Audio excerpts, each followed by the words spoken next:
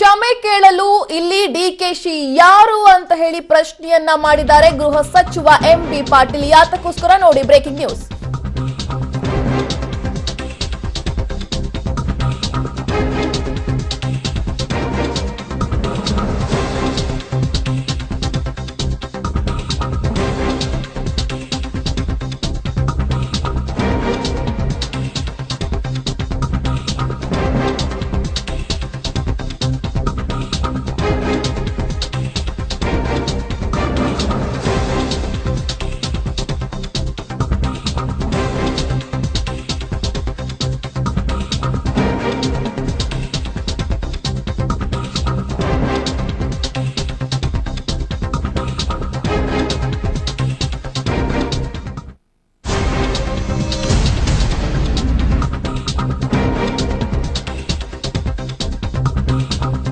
ಒಂದ್ ಕಡೆ ಎಲ್ಲೆಡೆಯೂ ಕೂಡ ಚುನಾವಣಾ ಕಾವು ತಾರಕಕ್ಕೆ ಏರ್ತಾ ಇದ್ರೆ, ಮತ್ತೊಂದು ಕಡೆ ಈ ಇಬ್ಬರ ನಡುವಿನ ಟಾಕ್ ವಾರ್ ಕೂಡ ಜಾಸ್ತಿ ಆಗ್ತಾ ಇದೆ. ಯಾತಕ್ಕೋಸ್ಕರ ಅಂತ ಹೇಳಿದ್ರೆ, ಇಲ್ಲಿ ಕ್ಷಮೆಯನ್ನ ಕೇಳೋದಕ್ಕೆ ಡಿಕೆ ಶಿವಕುಮಾರ್ ಯಾರು, ಅವನೇನು ಮೇಲಿಂದ ಬಿದ್ದಿದ್ದಾನ?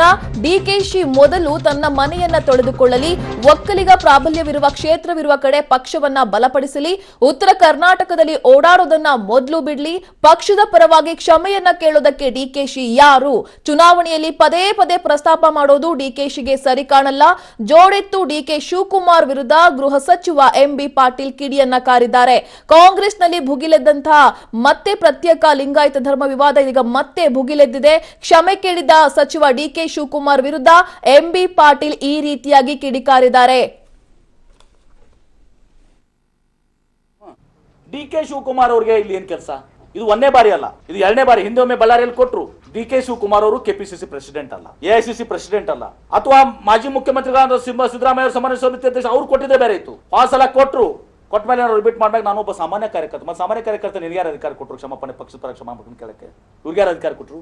ಅದಕ್ಕೆ ಈ ಡಿಕೆ ಶಿವಕುಮಾರ್ ಅವರು ಮೊದಲು ತಮ್ಮ ಮನೆಯನ್ನ ಶುದ್ಧ ಮಾಡ್ಕೊಳ್ಳಿ. ಅದಾವ ಏನೋ ಹೇಳ್ತಾರೆ ಗಾದಿ ಮಾತು, ಮನೆ ಗೆದ್ದು ಮಾರು ಗೆಲ್ಲಬೇಕು ಅಂತ ಹೇಳಿ. ಒಕ್ಕಲಿಗರ ಬೆಲ್ಟ್ನಲ್ಲಿ ಮೊದಲು ಅಲ್ಲಿ ನಾವು ಬಹಳ ವೀಕ್ ಆಗಿದ್ದೀವಿ. ಅಲ್ಲಿ ಪಕ್ಷ ಸಂಘಟನೆ ಮಾಡ್ರಿ, ಇಲ್ಲಿ ಮಾಡಬೇಡ ಅಂತಲ್ಲ, ಇಲ್ಲಿನೂ ಮಾಡಕತ್ತಿರಂತ. ಅಲ್ಲಿ ಮಾಡಿ ಬಂದು ಈ ಕಡೆ ಬರ್ರಿ. ಸುಮ್ಮನೆ ಉತ್ತರ ಕರ್ನಾಟಕದಾಗ ಬಂದು ನಮ್ಮ ಇದರಲ್ಲಿ ನಮ್ಮ ಅಸ್ಮಿತೆ, ನಮ್ಮ ಸಮಸ್ಯೆಗಳು ನಾವು ಬಗೆಹರಿಸ್ಕೋತೀವಿ, ನಮ್ಮ ಸ್ವಾಮಿಗಳ ಬಗೆಹರಿಸ್ಕೊಳಕಿದ್ದಾರೆ. ಇವ್ರು ಪದೇ ಪದೇ ಯಾಕೆ ಕೊಡ್ತಾ ಇದ್ದಾರೆ? ಒಮ್ಮೆ ಬಳ್ಳಾರಿ ಚುನಾವಣೆ ಕೊಟ್ಟರು, ಮತ್ತೆ ಈಗ ಕೊಟ್ಟರು. ಅಂದ್ರೆ ಇದ್ರ ಅರ್ಥ ಏನು? ನಾನು ಪಕ್ಷದ ಹೈಕಮಾಂಡ್ಗೆ ಕೂಡ ಇದು ಮಾಡ್ತಾ ಇದ್ದೀನಿ, ಹೈಕಮಾಂಡ್ ಅಂಗಳಿಗೆ ಹೋಗ್ತಾ ಇದ್ದೀನಿ. ನಾನು ಪದೇ ಪದೇ ಇವ್ರು ಕೊಡ್ಲಿಕ್ಕೆ ಏನು ಕಾರಣ ಏನಿರ್ಬೋದು? ಸ್ವಲ್ಪ ಮಾಹಿತಿ ನನಗಿದೆ, ಅದು ಚುನಾವಣೆ ನಂತರ ಮಾತಾಡ್ತೀನಿ. ಯಾಕಂದ್ರೆ ನನಗೆ ಚುನಾವಣೆ ಸಂದರ್ಭದಲ್ಲಿ ನಾನು ಪಕ್ಷಕ್ಕೆ ನಾನು ಮುಜುಗರ ಮಾಡಕ್ ಬಯಸೋದಿಲ್ಲ. ಚುನಾವಣೆ ನಂತರ ಇವತ್ತು ನಾನು ಡಿಟೇಲ್ಡ್ ಆಗಿ ಈ ಡಿಕೆ ಶಿವಕುಮಾರ್ ಅವರು ಪದೇ ಪದೇ ಪ್ರಸ್ತಾಪ ಮಾಡ್ತಾ ಇದ್ದಾರೆ. ಇದರಿಂದ ಇವ್ರ ಉದ್ದೇಶ ಏನಿರ್ಬೋದು ಆ ಕೆಲವು ಹಿಂಟುಗಳು ನನಗೂ ಕೂಡ ಗೊತ್ತಾಗಿದೆ. ಮತ್ತೆ ಮೇಲೆ ಸಾಮಾನ್ಯ ಕಾರ್ಯಕರ್ತ ಅಂತ ಹೇಳುದು ಹಿಂದಾಳೆ. ನಿಮಗೆ ಅಧಿಕಾರ ಕೊಟ್ಟು ಪಕ್ಷದ ಪರ ಕ್ಷಮಾಪಣೆ ಕೇಳಕ್ ನೀವು ಯಾರು? ಪಕ್ಷ ಅದನ್ನ ಇಲೆಕ್ಷನ್ ಇಶ್ಯೂನೇ ಮಾಡ್ಕೊಂಡಿರಲಿಲ್ಲ. ನಮ್ಮ ಮ್ಯಾನಿಫೆಸ್ಟೋ ಕ್ಷಮಾಪಣೆ ಕೇಳೋರು. ನೀವು ಕ್ಷಮಾಪಣೆ ಕೇಳಬೇಕಾದ್ರೆ ಒಕ್ಕಲಿಗರ ಬೆಲ್ಟ್ನಲ್ಲಿ ನಮಗೆ ಕಡಿಮೆ ಓಟ್ ಬಿದ್ದಿದ್ದಾವೆ, ಅದಕ್ಕೆ ನಮಗೆ ಕ್ಷಮಾ ಮಾಡಿ ಅಂತ ಹೇಳಿ ಕೇಳಿ. ಒಕ್ಕಲಿಗರ ಬೆಲ್ಟ್ನಲ್ಲಿ ನಮಗೆ ಕಡಿಮೆ ಓಟ್ಗಳು ಬಿದ್ದಿದ್ದಾವೆ, ಅದಕ್ಕೆ ಕ್ಷಮಾಪಣೆ ಕೇಳಿ. ಇನ್ನೂ 2-3 ಬಹಳ ಬಲವಾದ ಕಾರಣಗಳಿದಾವೆ. ಚುನಾವಣೆ ನಂತರ ಹೇಳ್ತೀನಿ ಕಾರಣಗಳು ಏನೇನದಾವ ಅಂತ ಹೇಳಿ. ಈಗ ನಾನು ಹೇಳಕ್ ಬಯಸೋದಿಲ್ಲ, ಚುನಾವಣೆ ಹೊಸದಲ್ಲಿದ್ದೀವಿ. ಚುನಾವಣೆ ನಂತರ ಸ್ಪೆಷಲಿ ಈ ಡಿಕೆ ಶಿವಕುಮಾರ್ ಹೇಳಿಕೆ ಏನಿದೆಯಲ್ಲ, ಇದ್ರ ಮೇಲೆ ಒಂದು ಪತ್ರಿಕಾಗೋಷ್ಠಿನ ಕರಿತೀನಿ. ಈಗ ಚುನಾವಣೆ ಇದರಿಂದ ನಮ್ಮ ಕೆಪಿಸಿಸಿ ಅಧ್ಯಕ್ಷರು ಕೂಡ ಇದನ್ನ ಮಾಡಿ ಅಂತ ಈಗ ನನಗೂ ಕೂಡ ಅವ್ರು ಸೂಚನೆ ಕೊಟ್ಟಿದ್ದಾರೆ. ಆದರೆ ಇದನ್ನ ಪ್ರಾರಂಭ ಮಾಡಿಲ್ಲ, ಆಕ್ಷನ್ಗೆ ರಿಯಾಕ್ಷನ್ ಇರ್ತದೆ. Hello sir but your name please ಅಲ್ಲಿ ನೀವು ಅಧ್ಯಕ್ಷ ಅದ್ರಿ, ನೀವು ಅವ್ನಿಗೆ ಹೇಳ್ಬೇಕಾಗ್ತದೆ ಮೊದಲದನ್ನ. ಅವನೇನ ಮ್ಯಾಲಿನ ಬಿದ್ದಿದ್ದಾನ ಅವನು. ಹೌದು ಸರ್, ಅವ್ನು ಮಾತಾಡಿದಾನ, ಮತ್ತೆ ನಾನು ರಿಯಾಕ್ಷನ್ ಕೊಡಲೇಬೇಕಲ್ಲ. ಅಂದ್ರೆ ರಿಯಾಕ್ಷನ್ ಕೊಡೋದು ಏನಾಗ್ತದೆ ಸರ್? ಮತ್ತೆ ಪದೇ ಸರ್ ನೋ ಸುಮ್ಮನೆ ಅಲ್ಲ, it is not the first time. ಯಾರಿಗೆ ಹೇಳ್ಬೇಕು ಸರ್ ಅದನ್ನ? ನಾವು ರೇಸ್ ಮಾಡಿದ್ವಾ? ಅರೆ ನೀವು ಬಿಕಮ್ ಸಾಫ್ಟ್ ಆನ್ ಹಿಮ್. ನೀವು ಅವನ ಬಗ್ಗೆ ಅವನೇನು ಮ್ಯಾಲಿನ ಬಿದ್ದ. Hello sir but your name please ಅಲ್ಲಿ ನೀವು ಅಧ್ಯಕ್ಷ ಅದ್ರಿ, ನೀವು ಅವ್ನಿಗೆ ಹೇಳ್ಬೇಕಾಗ್ತದೆ ಮೊದಲದನ್ನ. ಅವನೇನ ಮ್ಯಾಲಿನ ಬಿದ್ದಿದ್ದಾನ ಅವನು. ಹೌದು ಸರ್, ಅವ್ನು ಮಾತಾಡಿದಾನ, ಮತ್ತೆ ನಾನು ರಿಯಾಕ್ಷನ್ ಕೊಡಲೇಬೇಕಲ್ಲ. ಅಂದ್ರೆ ರಿಯಾಕ್ಷನ್ ಕೊಡೋದು ಏನಾಗ್ತದೆ ಸರ್? ಮತ್ತೆ ಪದೇ ಸರ್ ನೋ ಸುಮ್ಮನೆ ಅಲ್ಲ, it is not the first time.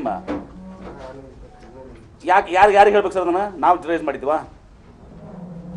ಅರೆ ನೀವು ಬಿಕಮ್ ಸಾಫ್ಟ್ ಆನ್ ಹಿಮ್. ನೀವು ಅವನ ಬಗ್ಗೆ ಅವನೇನು ಮ್ಯಾಲಿನ ಬಿದ್ದ. Hello sir but your name please ಅಲ್ಲಿ ನೀವು ಅಧ್ಯಕ್ಷ ಅದ್ರಿ, ನೀವು ಅವ್ನಿಗೆ ಹೇಳ್ಬೇಕಾಗ್ತದೆ ಮೊದಲದನ್ನ. ಅವನೇನ ಮ್ಯಾಲಿನ ಬಿದ್ದಿದ್ದಾನ ಅವನು. ಹೌದು ಸರ್, ಅವ್ನು ಮಾತಾಡಿದಾನ, ಮತ್ತೆ ನಾನು ರಿಯಾಕ್ಷನ್ ಕೊಡಲೇಬೇಕಲ್ಲ. ಅಂದ್ರೆ ರಿಯಾಕ್ಷನ್ ಕೊಡೋದು ಏನಾಗ್ತದೆ ಸರ್? ಮತ್ತೆ ಪದೇ ಸರ್ ನೋ ಸುಮ್ಮನೆ ಅಲ್ಲ, it is not the first time. ಯಾರಿಗೆ ಹೇಳ್ಬೇಕು ಸರ್ ಅದನ್ನ? ನಾವು ರೇಸ್ ಮಾಡಿದ್ವಾ? ಅರೆ ನೀವು you become soft on him. ನೀವು ಅವನ ಬಗ್ಗೆ ಅವನ ಮ್ಯಾಲಿನ ಬಿದ್ದ ಪಾಪ ಬಿಜೆಪಿ ಅವರು ಏನಂದ್ರೆ ಒಂದ್ ಜಾತಿ ಮೇಲೆ ಹೊರಟವ್ರೆ. ನಮ್ದು ಜಾತಿ ಗೀತಿ ಇಲ್ಲ. ಈಗ ನಮ್ಮಲ್ಲೇನೋ ನಾವು ತಪ್ಪು ಮಾಡಿದ್ದಪ್ಪ, ನಾವು ಈ ಜಾತಿ ಧರ್ಮದ ವಿಚಾರಕ್ಕೆ ಹೋಗ್ಬಾರ್ದಾಗಿತ್ತು. ಏನೋ ನಮ್ಗೆ ಯಾರೋ ಏನೋ ಹೇಳಿದ್ರು ನಾನು ಸೇರಿಸಿ ಪ್ರತ್ಯೇಕ ಧರ್ಮ ಮಾಡಬೇಕು ಅಂತೇಳಿ ನಾವು ತೀರ್ಮಾನ ಮಾಡಿದ್ವಿ. ನಮ್ ಜನ ಕಪಾಲ ಕೊಡಿದ್ರು ನಮ್ಗೆ. ಅದಕ್ಕೆ ತಪ್ಪಾಯ್ತು ಅಂತೇಳಿ ಕ್ಷಮಾಪಣೆ ನಿಮ್ಗೂ ಕೇಳ್ತಾ ಇದ್ದೀನಿ, ಅವ್ರಿಗೂ ಕೇಳ್ತಾ ಇದ್ದೀನಿ. ಒಳ್ಳೆ ರಾಮನ ದೇವಸ್ಥಾನಕ್ಕೋಸ್ಕರ ಬಡದಾಡಿದವರು, ರಥಯಾತ್ರೆ ಮಾಡಿದವರಲ್ಲ, ಅದ್ವಾನಿ ಎಲ್ಲವ್ರೆ, ಮುರಳಿ ಮನೋಹರ್ ಜೋಶಿ ಎಲ್ಲವ್ರೆ,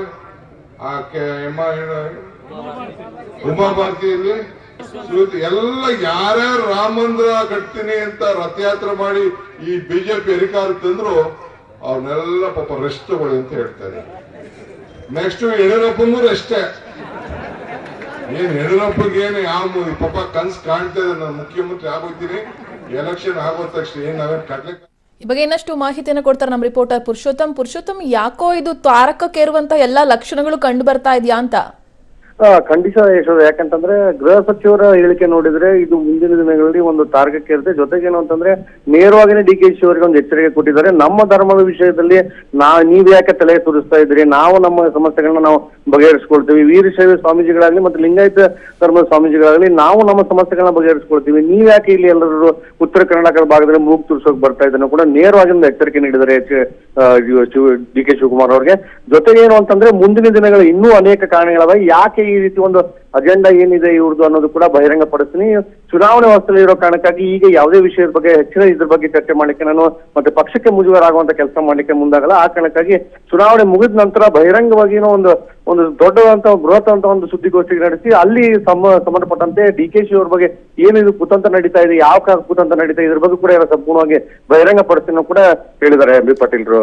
ಏನ್ ಕುತಂತ್ರ ಅಂತ ಹೇಳಿ ಇದೀಗ ಆ ವಿವಾದದ ಬಗ್ಗೆ ಅವರು ಕ್ಷಮೆ ಕೇಳಿದ್ರು. ಅದ್ರಲ್ಲಿ ಏನ್ ತಪ್ಪು ಕಾಣಿಸ್ತಾ ಇದೆ, ಉದ್ದೇಶ ಇದೆ, ಬಲವಾದ ಕಾರಣಗಳಿದೆ ಅಂತ ಇಲ್ಲಿ MB ಪಾಟೀಲ್ರು ಹೇಳ್ತಾ ಇದ್ದಾರೆ. ಏನು ಅಂತ ಹೇಳಿ? ಯಶೋಧ, ಏನಂತಂದ್ರೆ ಪ್ರಮುಖವಾಗಿ ಗೃಹ ಸಚಿವ MB ಪಾಟೀಲ್ರು ಕೂಡ ಒಂದು CM ರೇಸ್ ನಲ್ಲಿ ಇರುವುದನ್ನು ಕೂಡ ಅನೇಕ ರಾಜ್ಯದಲ್ಲಿ ಅನೇಕ ಬಾರಿ ಕೂಡ ವ್ಯಕ್ತಪಡಿಸಿದ್ದಾರೆ. ಜೊತೆಗೆ ಏನಂತಂದ್ರೆ ಸಿದ್ದರಾಮಯ್ಯ ಅವರು ತಂದ ನಂತರ ಕೂಡ CM ಆಗುವಂತ ಇಚ್ಛೆ ಕೂಡ ಮತ್ತೆ ಅಂತ ಒಂದು ಏನೋ ಒಂದು ಅರ್ಹತೆ ಕೂಡ ಒಂದು ಇರುವಂತ ಒಂದು ವ್ಯಕ್ತಿಯಾಗಿದ್ದಾರೆ. ಆ ಕಾರಣಕ್ಕಾಗಿ ಎಲ್ಲಿ ಇವರು ಒಂದು ಬೆಳೀತಾರೆ ಅನ್ನೋ ಕಾರಣಕ್ಕಾಗಿ ಉತ್ತರ ಕರ್ನಾಟಕದ ಭಾಗದಲ್ಲಿ ಜೊತೆಗೆ ಏನಂತಾನೆ ಲಿಂಗಾಯತ ಲೀಡರ್ ಎಲ್ಲಿ ಆಗ್ತಾರೆ ಅನ್ನೋ ಕಾರಣಕ್ಕಾಗಿನೇ ಈ ರೀತಿ ಒಂದು ಹಿಂದೇಟ್ ಹಾಕ್ಲಿಕ್ಕೆ ಅವ್ರನ್ನ ತಣ್ಣೋರ ಮಾಡ್ಲಿಕ್ಕೆ ಜೊತೆಗೆ ಏನಂತಾನೆ MB ಪಾಟೀಲ್ ಒಂದು ಹಿಂದೇಟ್ ಹಾಕಿಸ್ಲಿಕ್ಕೆ ಈ ರೀತಿ ಒಂದು ಪ್ರಯತ್ನ ನಡೆದನ್ನು ಕೂಡ ಒಂದು ಮಾತುಗಳು ಕೇಳಿ ಬರ್ತಾ ಇದಾವೆ. ಪುರುಷೋತ್ತಮ್, ಹಂಗ್ ನೋಡೋದಾದ್ರೆ ಈ ಹಿಂದೆ ಎಷ್ಟೋ ಬಾರಿ ಸಿದ್ದರಾಮಯ್ಯನವರು ಕೂಡ ವಿಚಾರವನ್ನ ಪ್ರಸ್ತಾಪ ಮಾಡಿದಾರಪ್ಪ. ಈಗ ಸಿದ್ದರಾಮಯ್ಯ ಕೂಡ ಒಂದು ಬಾರಿ ಈಗ ಅವರು ಕೂಡ ಒಂದು ಹೇಳಿಕೆ ಕೊಟ್ಟಿದ್ರು, ಇಲ್ಲ ಈ ರೀತಿ ನಾವು ಮಾಡಿದ್ದು ತಪ್ಪಾಗಿದ್ದು ಕೂಡ ಹೇಳಿದ್ರು. ಆದ್ರೆ ಇದ್ರ ಬಗ್ಗೆ ಸಿದ್ದರಾಮಯ್ಯನವ್ರು ಏನ್ ಹೇಳಿಕೆ ಕೊಟ್ಟಿದ್ರು ಅದ್ರ ಬಗ್ಗೆ ಯಾವ್ದೇ ರೀತಿ MB ಪಾಟೀಲ್ ಪ್ರಶ್ನೆ ಎತ್ತಿಲ್ಲ. ಆದ್ರೆ ಏನಂತಂದ್ರೆ DK ಶಿವಕುಮಾರ್ ಅವರ ಪರವಾಗಿ ಮಾತ್ರ ಯಾಕೆ ಅವರು ನಮ್ಮಲ್ಲಿ ಮೂಗು ತೋರಿಸ್ತಾ ಇದ್ದಾರೆ, ಒಕ್ಕಲಿಗರ ಬೆಲ್ಟ್ ಅಲ್ಲಿ ಏನೋ ಕಡಿಮೆ ಓಟುಗಳು ಬಂದಿದ್ದಾವೆ ಅಲ್ಲಿ ಅವರು ಹೋಗಿ ತಮ್ಮ ಒಂದು ಸಂಘಟನೆ ಮಾಡೋದಾಗ್ಲಿ ಜೊತೆಗೆ ನಂತರ ಅಲ್ಲಿ ತಮ್ಮ ಗಮನ ಹರಿಸಲಿ ಅನ್ನೋ ಮೂಲಕ ಏನಂತಂದ್ರೆ ನೇರವಾಗಿ DK ಅವ್ರಿಗೆ ಉತ್ತರ ಕರ್ನಾಟಕದ ಭಾಗದಲ್ಲಿ ನಮ್ಮ ಸಮಸ್ಯೆ ಲಿಂಗಾಯತ ಪ್ರತ್ಯೇಕ ಹೋರಾಟ ಧರ್ಮದ ವಿಷಯದಲ್ಲಿ ನೀವು ತಲೆ ಹಾಕಕ್ ಹೋಗಬೇಡಿ, ನಿಮ್ಮ ಏನು ಒಕ್ಕಲಿಗರ ಬೆಲ್ಟ್ ಅಲ್ಲಿ ನೀವು ನಿಮ್ಮ ತಲೆನ ಹಾಕಿ ಅಲ್ಲಿ ನೀವು ಬೆಳೆಸೋದಾರೆ ಸಂಘಟನೆ ಅಲ್ಲಿ ಮಾಡಿ ಅಂತ. Okay, thank you Purushottam. DK Shivakumar ಅವ್ರಿಗೆ ಇಲ್ಲಿ ಏನ್ ಕೆಲಸ? ಇದು ಒಂದೇ ಬಾರಿ ಅಲ್ಲ, ಇದು ಎರಡನೇ ಬಾರಿ. ಹಿಂದೆ ಒಮ್ಮೆ ಬಳ್ಳಾರಿಯಲ್ಲಿ ಕೊಟ್ಟರು. DK ಶಿವಕುಮಾರ್ ಅವರು KPCC ಪ್ರೆಸಿಡೆಂಟ್ ಅಲ್ಲ, AICC ಪ್ರೆಸಿಡೆಂಟ್ ಅಲ್ಲ. ಅಥವಾ ಮಾಜಿ ಮುಖ್ಯಮಂತ್ರಿಗಳಾದ ಸಿದ್ದರಾಮಯ್ಯ ಅವರು ಸಮನ್ವಯ ಸಮಿತಿ ಅಧ್ಯಕ್ಷ, ಅವ್ರು ಕೊಟ್ಟಿದ್ದೇ ಬೇರೆ ಇತ್ತು. ಆ ಸಲ ಕೊಟ್ಟರು, ಕೊಟ್ಟ ಮೇಲೆ ನಾನು ರಿಪೀಟ್ ಮಾಡ್ಬೇಕು. ನಾನು ಒಬ್ಬ ಸಾಮಾನ್ಯ ಕಾರ್ಯಕರ್ತ. ಮತ್ತೆ ಸಾಮಾನ್ಯ ಕಾರ್ಯಕರ್ತ ನಿನ್ಗೆ ಯಾರು ಅಧಿಕಾರ ಕೊಟ್ಟರು ಕ್ಷಮಾಪಣೆ, ಪಕ್ಷದ ಪರ ಕ್ಷಮಾಪಣೆ ಕೇಳಕ್ಕೆ? ಇವ್ರಿಗೆ ಯಾರು ಅಧಿಕಾರ ಕೊಟ್ಟರು? ಅದಕ್ಕೆ ಈ DK ಶಿವಕುಮಾರ್ ಅವರು ಮೊದಲು ತಮ್ಮ ಮನೆಯನ್ನ ಶುದ್ಧ ಮಾಡ್ಕೊಳ್ಳಿ.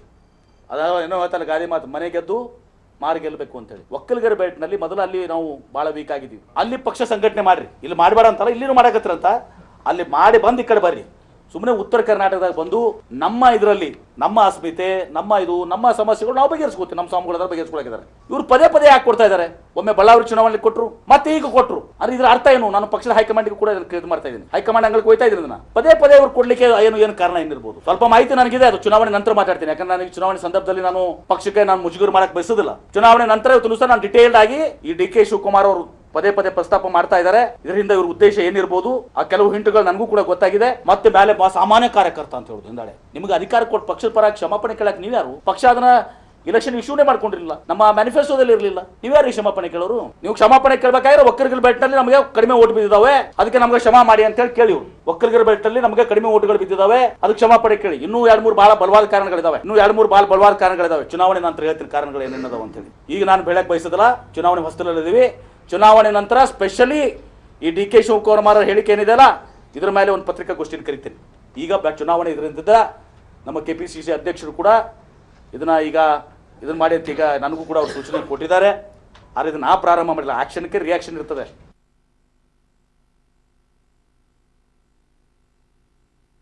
ಪಾಪ ಬಿಜೆಪಿ ಅವರು ಏನಂದ್ರೆ ಒಂದ್ ಜಾತಿ ಮೇಲೆ ಹೊರಟವ್ರೆ.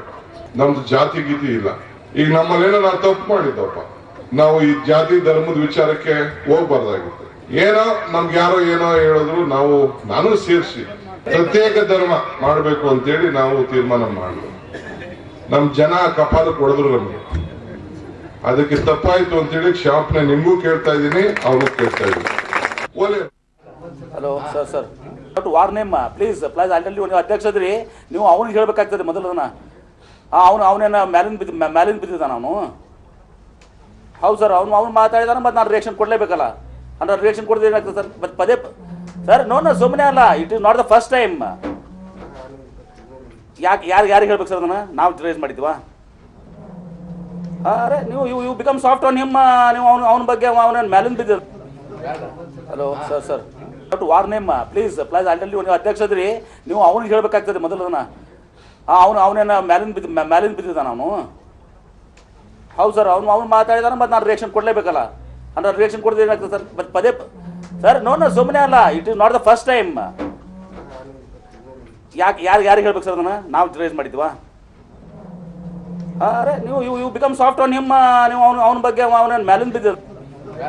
Hello sir but your name please ಅಲ್ಲಿ ನೀವು ಅಧ್ಯಕ್ಷ ಅದ್ರಿ, ನೀವು ಅವ್ನಿಗೆ ಹೇಳ್ಬೇಕಾಗ್ತದೆ ಮೊದಲನ.